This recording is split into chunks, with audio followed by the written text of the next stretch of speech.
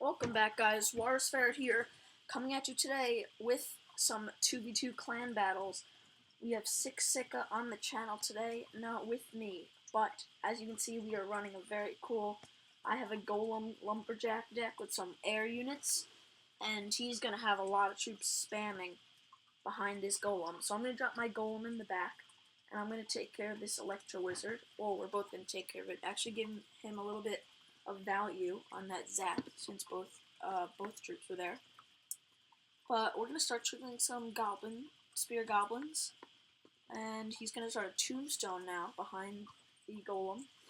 And I see some archers, so what I'm gonna do is I'm gonna mega minion that royal giant, and I'm gonna lightning these three musketeers. 1, 2. I was only able to get 2 of them, but that's right because it looks like that's gonna be tower. Oh no, he was able to zap, so that he is going to be able to save his tower, but it did get very low. Now this would be a good lightning, but obviously I cannot cycle back, so I think I'm going to use my tornado baby dragon here. Yeah, I'm really going to have to tornado this. Ready? Tornado baby dragon right here. We're going to get them all in that splash damage area. Let's see how much work we can get done. There goes the musketeer. All we have left is the giant and mega minion, and those two get taken out like clockwork. 615 health left on the tower. It looks like, oh, he is going to zap the Skarmy and drop an Electro Wizard to deal with that baby dragon. So we have 456 hit points left. And a tip about the Electro Wizard for you guys, with bats countering the Electro Wizard, one thing you want to be sure to do is the Electro Wizard can target 2 bats, right? However, if you place the bats to the side of the Electro Wizard, it only hits 1, and it will actually prevent the Electro Wizard from getting the bats will actually prevent him from getting any shots on the tower. So we have 410 hit points left here on this tower, and now 364. This lightning, I cannot tell what it does. Let's see. The lightning does 380, and with these, we're in trouble here. I'm gonna have to tornado these away because of the freeze on our tower, bringing that royal giant out of range for a second. The mega minion is still alive, however, but then we were able to take that out and destroy the royal giant. So now we have a lot of elixir for a big push coming up here. I'm gonna go mega minion, lumberjack, baby dragon, and we are just starting an incredible amount of troops right here on the left side of the base. Some bad plays by Sika here. I'm gonna have to tornado this giant away from our tower. And now that the lumberjack dies, all that goes into a rage. We're able to take out that tower and lightning this for the win. So that is going to be the game. Quick warm-up match for the start of the video.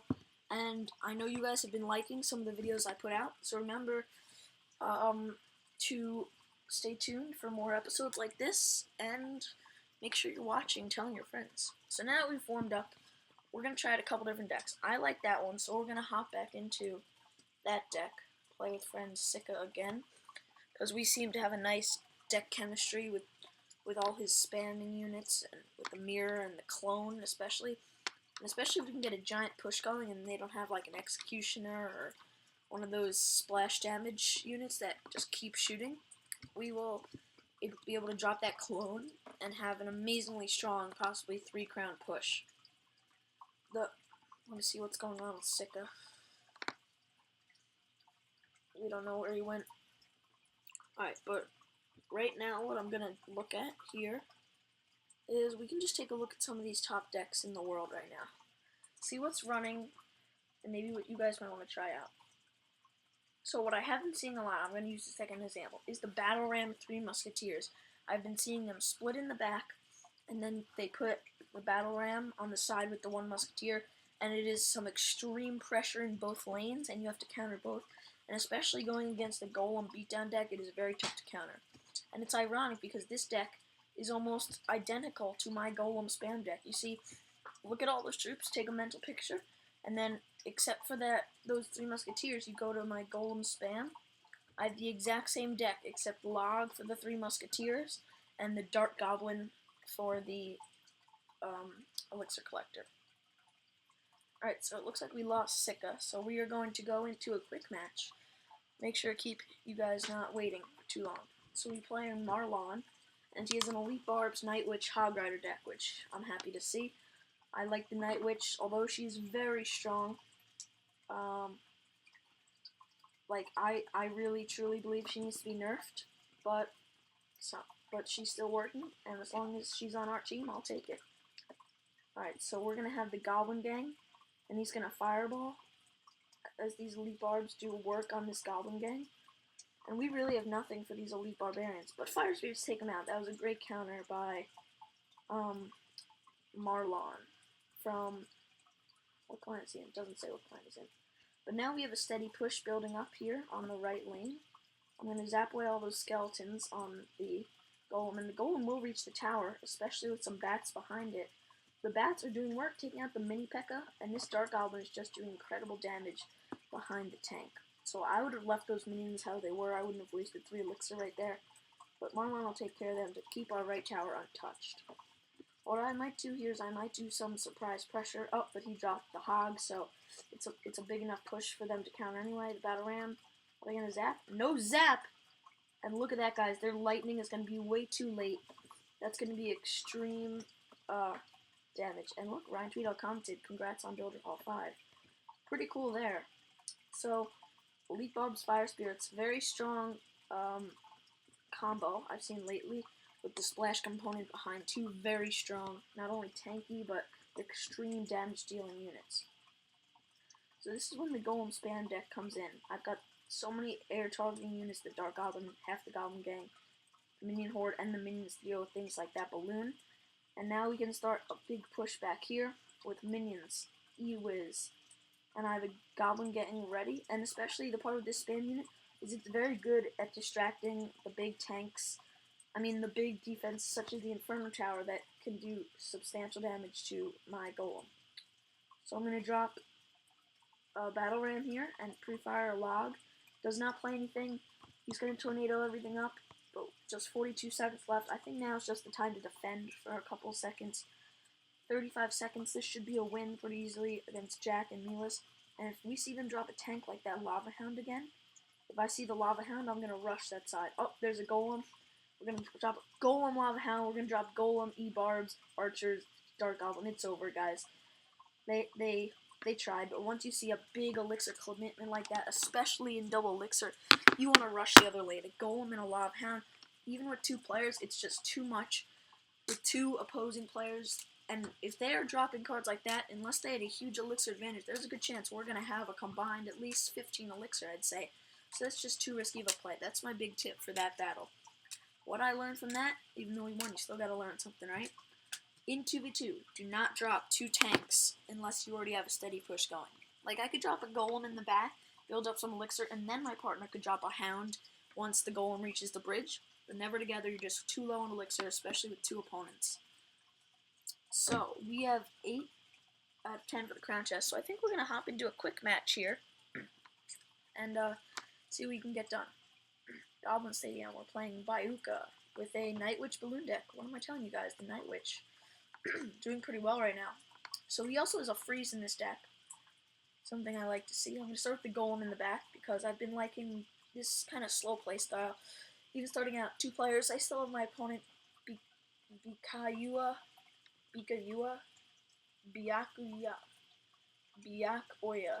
I don't know how to say it. I'm going to drop this Goblin Gang on that Musketeer and Archers.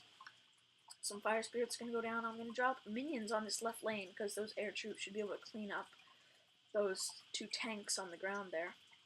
Oh, but now here's some minions. I'm going to zap away his minions, and that should be just enough work. Bowler's not going to get a shot. Golem got to the tower, but everything's under a rage.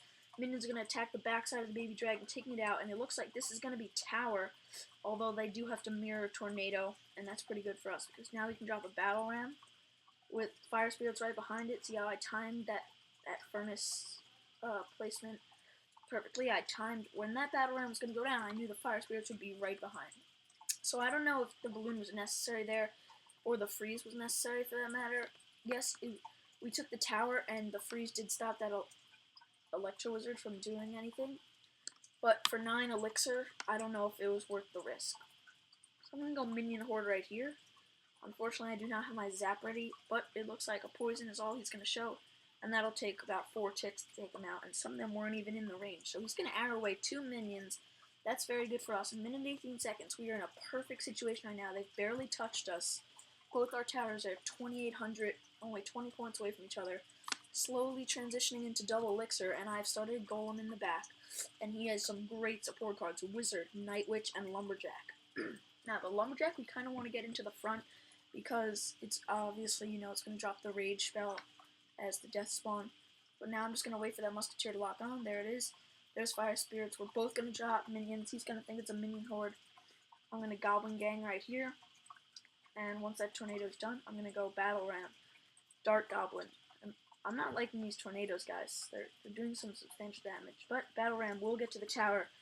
Both tornadoes are gone. We have Balloon, Minion Horde. We're just going crazy here. The Golem Spam deck, guys, it is the new 2v2 meta. So, if you are looking to get some wins in that 2v2 challenge, remember, try out the Golem Spam deck I showed a couple videos ago. Back, watch that video, or you can just stay tuned to this one and keep going. And you guys should get some wins. We're going to open this crown chest, 8 rockets. Not terrible. Crown chest is a crown chest. And now what I'm going to do is I'm 1-1 because my opponent left the match. So, we're going to hop in. I haven't really been doing this 2v2 challenge. I don't know. Lagarto. Ooh, I don't really like cheap cycle decks. I like the beat down, heavy, start a giant push kind of decks, but that's alright. Gotta learn to work with everything because you're not always going to get a perfect matchup. I'm just going to go Battle Ram, and I'm going to pre-fire a Log. And that is great because the Log will take out that Dark Goblin, and the Skeleton Battle Ram will get to the tower, and a 3-for-4 counter on that Hog Rider. A great start for this matchup. Archer's going to get a couple shots in. He's going to drop a Valkyrie to distract the Baby Dragon, and I'm going to come in from the other angle with the Minion Horde.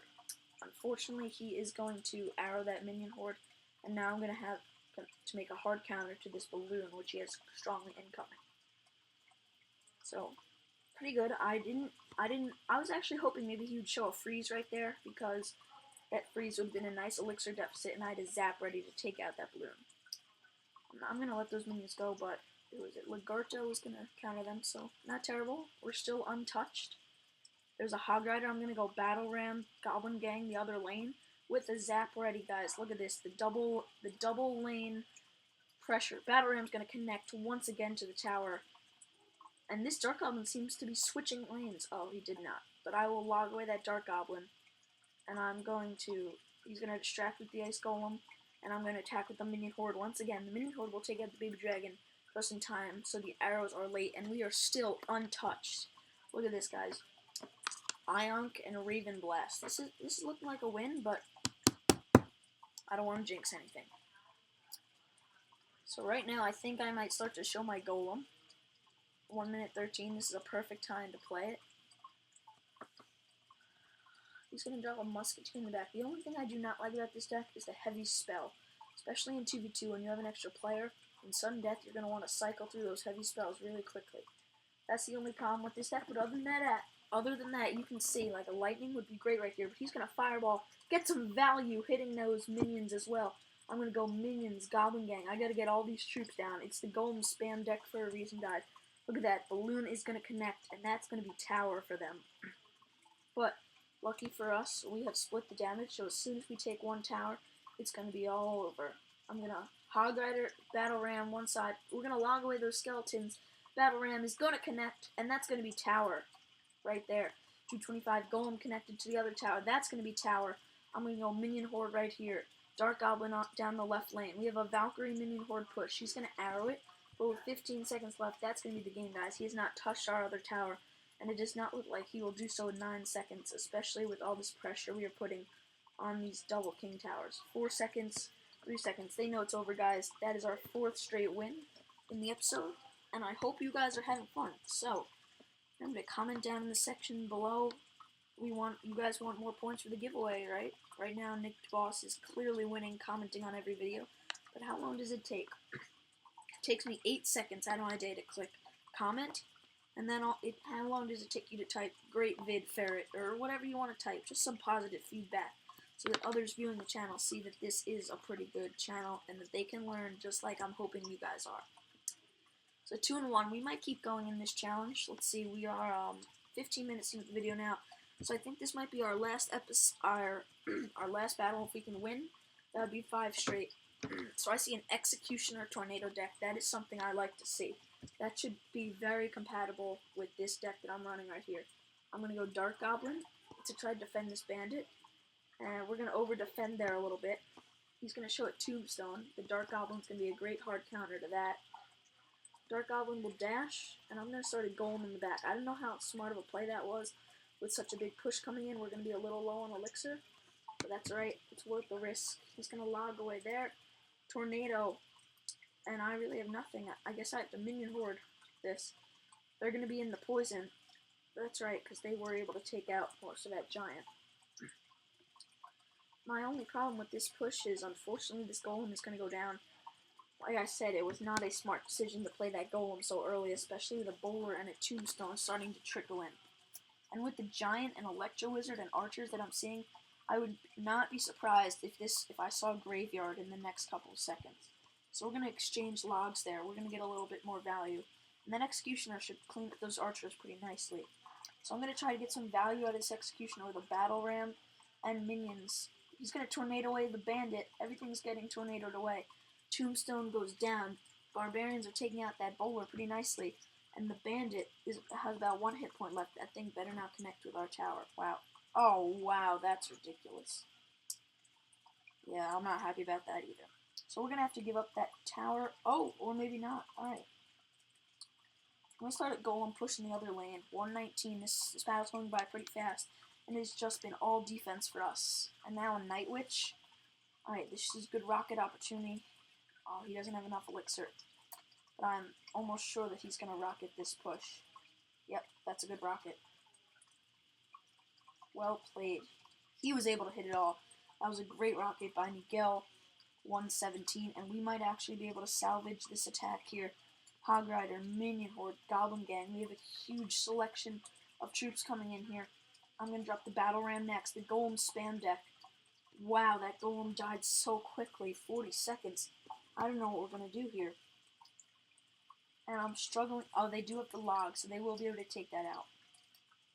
Alright, I'm going to drop this Golem in front of the tower to make sure he gets to that tower before the time runs out.